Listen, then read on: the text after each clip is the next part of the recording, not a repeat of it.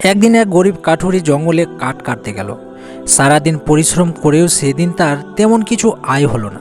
সন্ধ্যাবেলা সে খুব চিন্তিত হয়ে পড়ল, আজ ঘরে খাবার যাবে কিভাবে।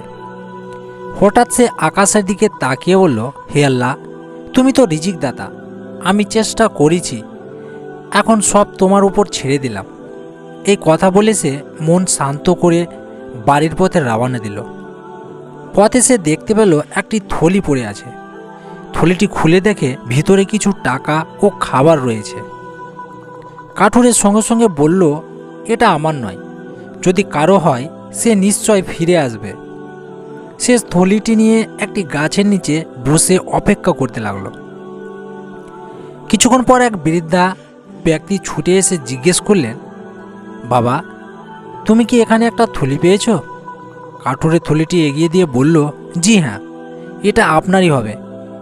বৃদ্ধা আনন্দে কেঁদে ফেললেন।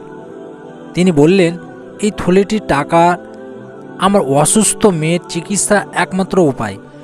বৃদ্ধা খুশি হয়ে কাঠুরেকে কিছু টাকা ও খাবার দিলেন। কাঠুরে মাথা নিচু করে বলল, আলহামদুলিল্লাহ, আল্লাহ আমাকে সৎ থাকার বিনিময়ে এর থেকেও বেশি দিয়েছেন। আমরা এই গল্পের মাধ্যমে শিক্ষা পেলাম, আল্লাহর উপর ভরসা করলে তিনি কখনো নিরাশ করবে না। সৎ পথে থাকলে রিজিক এমন জায়গা থেকে আসে সে আমরা কল্পনাও করতে পারি না। এই মতো গল্প পেতে অবশ্যই চ্যানেলটিকে সাবস্ক্রাইব করে নেবে।